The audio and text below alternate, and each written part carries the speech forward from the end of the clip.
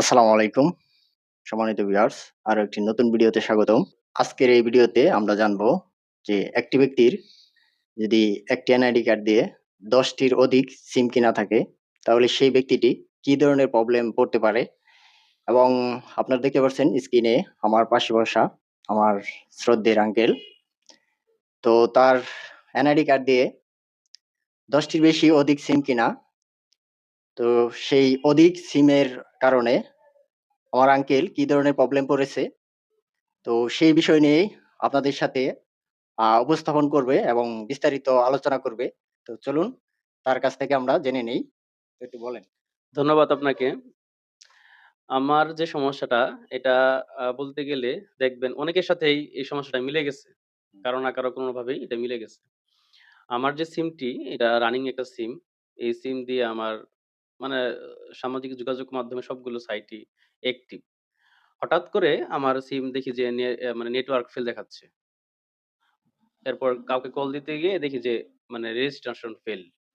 আচ্ছা। তো যখন আমি এইটার সম্মুখীন হলাম, কোথাও আমার নাম্বার থেকে কল যাচ্ছে না। তারপর আমি অন্য একটা নাম্বার থেকে আপনার হচ্ছে গিয়ে ওই হেল্পলাইনে কল দিলাম অন্য কোনো সিম থেকে। তারপর উনারা আমাকে বলল যে, আ আপনার এনআইডি কার্ড থেকে ১০ টির অধিক সিম থাকার কারণে আপনার সিমটি আ বন্ধ করে দেওয়া হয়েছে। আচ্ছা, আমি একটু কথা বলি। তো আপনারা এখন অনেকে প্রশ্ন করতে পারেন যে একটি ব্যক্তির আ যে অধিক পরিমাণের সিম কার্ড কেনা রয়েছে, তো সেটি আপনারা কিভাবে চেক করবেন একটি এনআইডি কার্ড দিয়ে? তো এই বিষয় নিয়ে আমার এই চ্যানেলে ইতিপূর্বে অনেক আগে আমি ভিডিও আপলোড করেছি। তো ডেসক্রিপশন বক্সে আমি সেই ভিডিওর লিংকটি দিয়ে দিব।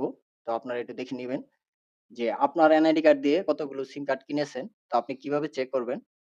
তো এই ভিডিওর ডেসক্রিপশন বক্সে সেই ভিডিওটা পেয়ে যাবেন। আশা করি সেই ভিডিওটা আপনারা দেখে নিবেন।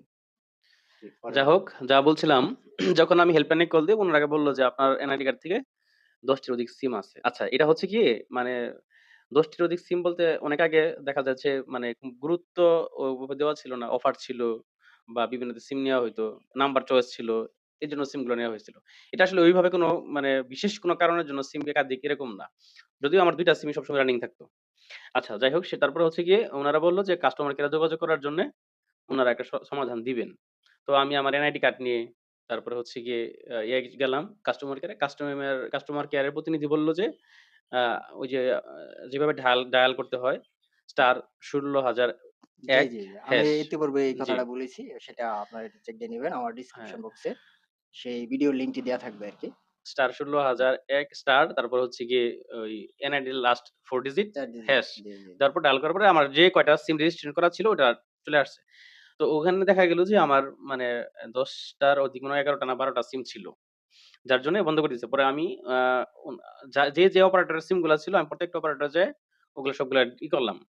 মানে ডিলিট করলাম। উনাকে আমরা ও আমাকে বলল যেটা যে আপনার ১০ টার নিচে নামাইতে হবে সিমগুলো। ১০ টার নিচে নামানোর পর আপনি অ্যা বিটিআরসির অধীনে একটা আবেদন রাখতে পারবেন সিমটা ফিরে পাওয়ার জন্য। তখন বিটিআরসি যদি মনে করে আসলে সিমটা উনার প্রাপ্য এবং উনার সিম ১০ এর নিচে নেমে গেছে এবং এই সিমটা অনেক হিস্ট্রি সে নেয়ার পরে মনে করবে না গুরুত্বপূর্ণ দেওয়া যাবে। উনারা যদি দেওয়ার মতো মনে করে তাহলে সিমটার জন্য আপনাকে উনারা অফিস থেকে কল দিবে। আচ্ছা, এই বিষয়টির কথা বলি যে বিটিআরসি বলেছে যে আপনাকে আবেদন করার জন্য। তো আমি একটু জানতে চাচ্ছি আপনার কাছে যে বিটিআরসির কাছে, অর্থাৎ আপনি যে আ সিম কোম্পানির অপারেটরে মানে সিম ব্যবহার করেন, তো সেই সিম কোম্পানির অপারেটরে গিয়ে আপনাকে আবেদন করতে হবে। এই তো বিষয়টা। জি। তো আবেদন করার ক্ষেত্রে আপনার কি, কি ডকুমেন্টস তারা চায়? তো সেটি একটু বলবেন। আচ্ছা, সেক্ষেত্রে হয় কি ওই মূলত আমি ফটোকপি নিয়ে গেছিলাম এনআইডি ২ টা নেয়া যাবে না। একটা হচ্ছে অনেক সময় আমি যখন সিমটা কিনেছিলাম তখন ছিল এনআইডি কার্ড আগেরটা। এখন তো স্মার্ট কার্ড চলে আসছে। জি। তো কোনটা কখন লাগে এটা আর বলা যায় না। আমি ২ টা কার্ড নিয়ে গেছি। আগেরটাও নিয়ে গেছি, পরেরটাও নিয়ে পরেরটাও গেছেন। নিয়ে গেছি। অনেক মানে সময় উনারা ভেরিফাই করার জন্য যখন বুঝতে পারে না তখন করে কি ওই বলে যে আপনি অরিজিনাল কার্ড নিয়ে আসবেন। যদিও আমার কথায় তারা মোটামুটি স্যাটিসফাই যার জন্য আমাকে ফটোকপি ২ টাই দেখাইছি। উনারা বলছেন আচ্ছা ঠিক আছে। তারপরে উনারা ফিঙ্গারপ্রিন্ট সহ নিয়ে আচ্ছা। আবেদনটা করে দিয়েছে। তারপরে হচ্ছে গিয়ে এখন উনাকে আমি বললাম যে, "আমি তাহলে সিমটা কবে পাইতে পারি?" আগে জানছি যে আমার ইয়ে থেকে এনআইডি কার্ড থেকে কতগুলো সিম রেজিস্ট্রেশন করা আছে। এরপর যে সিমগুলো আমার বন্ধ থাকা, ব্যবহার করা হয় না, তারপর হারিয়ে গেছে, ব্যবহার করা হয় না, এই সিমগুলো আমি প্রথমত মানে আমার এনআইডি থেকে বাতিল করে দিয়েছি। মানে নিজ অপারেটররা নিজ কাস্টমার কেয়ার থেকে। জি। বাতিল করার পর তারপরে হচ্ছে গিয়ে যখন ১০ টার নিচে নেমে আসছে, এখন আমার সিম হচ্ছে ৪ টা। তো এরপর হচ্ছে গিয়ে ৪ টার মধ্যে আরো আমার ছোট ভাইয়ের যে সিমটা এটাও আমার নামে রেজিস্ট্রেশন করা। যাক ওকে আমি মালিকানা পরিবর্তন করে দিব। জি, তো হচ্ছে গিয়ে কি ওই এরপরে যখন আমার সিম নিচে নেমে আসছে তখন হচ্ছে গিয়ে আমি আবার করলাম, কাস্টমার কেয়ারে যেয়ে ওই আবেদন করলাম যে আমি সিম টাকা পেতে চাই। আমার ফিঙ্গারপ্রিন্ট সহ আমার ডকুমেন্টস গুলো নিয়ে উনারা একটা আবেদন পাঠাইছে অনলাইনে জি। বিটিআরসি তে। তারপর উনারা বলল যে আপনি এটা ৫ দিন লাগতে পারে, ৭ দিন লাগতে পারে, ১০ দিনও লাগতে পারে। এর মধ্যে আপনাকে অফিসিয়ালি কল দিবে। কল দেওয়ার পর আপনাকে বলবে আসার জন্য এবং সিমটা রিপ্লেস করে নিয়ে যাবেন। মানে হচ্ছে যে কর্মদিবস আরকি। এখন ৫ তারপরে যখন ৫ আ একটা বলি যে ৫ দিন অথবা ১০ দিন বা ১৫ দিন। জি, সেটা হচ্ছে যে তাদের অফিসিয়াল যে কর্মদিবসগুলো রয়েছে, মানে হুম, যে অফিসিয়াল যে দিনগুলো আরকি কার্যক্রম চালু থাকে। তো এই দিবসগুলোর মধ্যে আরকি ১৫ দিন বা ১০ দিন। ১৫ এই তো? কর্মদিবস। জি, জি, কর্মদিবস সেটা। জি, বলেন সেটাই। তারপর? এখন আমি আমার সব আ যেগুলোর এভিডেন্স দেওয়ার দিয়েছি এবং যে রিকোয়ারমেন্ট গুলা ছিল সেগুলাও ফুলফিল করেছি। এখন হচ্ছে গিয়ে উনারা আমাকে ফোন দিলে আমি আরকি সিমটা কালেক্ট করতে পারবো। এতটুকু। এখন আমি জি, অপেক্ষায় আছি যে কখন সিমগুলো দিবে। এটা আমার রানিং সিম ছিল তো যার জন্যে আমার সমস্যাটা বেশি হচ্ছে। আ যার জন্য আমার মানে কর্মক্ষেত্রে সব জায়গায় আমার এই সিম এর নাম্বারটা দেওয়া। আমি মানে অথবা কারো যে সাথে যোগাযোগ করতে পারতেছি না। আমার সাথে কেউ যোগাযোগ করতে পারতেছে না। অথবা যে বিকাশ ব্যাংকিং বা নগদ হ্যাঁ, ব্যাংকিং বা এইটার জন্যে আমার অলরেডি বিকাশ অ্যাপস বন্ধ হয়ে গেছে। আমি বিকাশে ঢুকতেই পারি না। জি, ব্যালেন্স ট্রান্সফার কোন কিছু করতে পারতেছি না।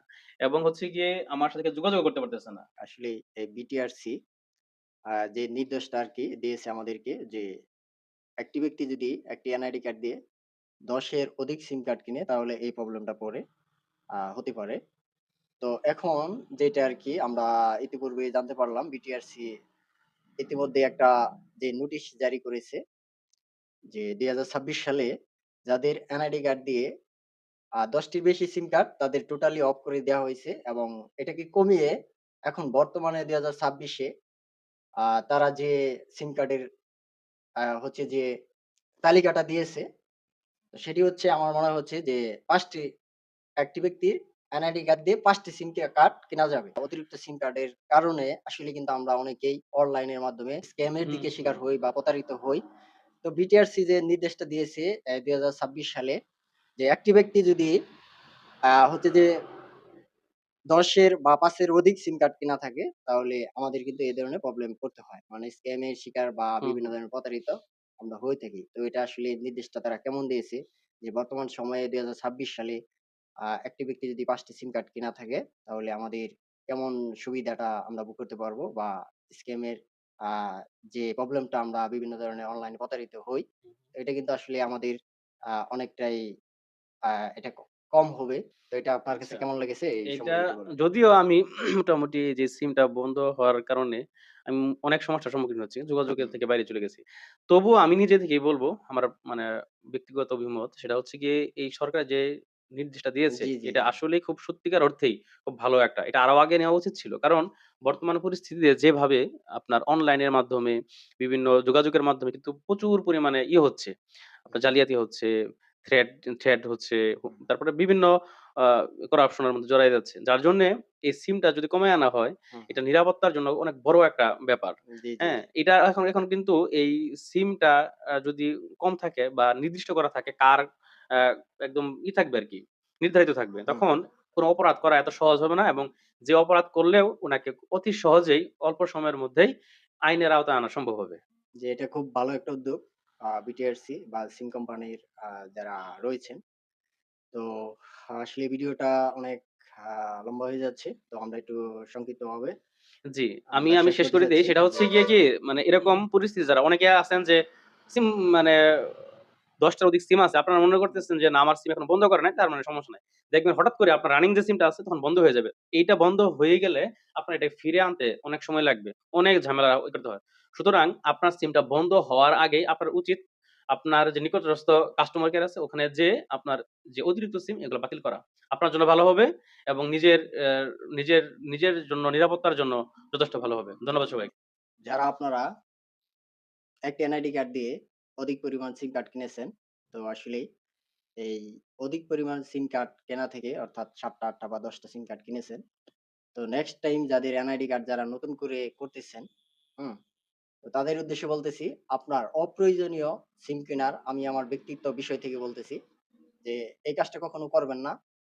কারণ আমরা অযথা অপ্রয়োজনীয় অনেকগুলো সিম কার্ড কিনি। যেমন কোনো এমবি বা মিনিট এই অফার গুলোর জন্য আমরা এই অতিরিক্ত সিম কার্ড কিনি। মূল কথা হচ্ছে এই অতিরিক্ত সিম কার্ড কেনা থেকে আমরা বিরত থাকি। আমরা সবসময় চেষ্টা করব যে আমার নিজের প্রয়োজনের জন্য যে সিম কার্ডটা প্রয়োজন, তো সেই সিম কার্ডগুলোই আমরা ব্যবহার করার জন্য। তো এটাই ছিল ভিডিও আজকে। তো ভিডিওটি যদি আপনাদের ভালো লেগে থাকে তাহলে অবশ্যই ভিডিওতে একটা লাইক দিয়ে ভিডিওটি শেয়ার করে দিয়ে আমাদের সাথে থাকবেন। তো সে পর্যন্ত সবাই ভালো থাকুন, সুস্থ থাকুন। দেখা হবে নতুন ভিডিওতে। আল্লাহ হাফেজ। আল্লাহ হাফেজ।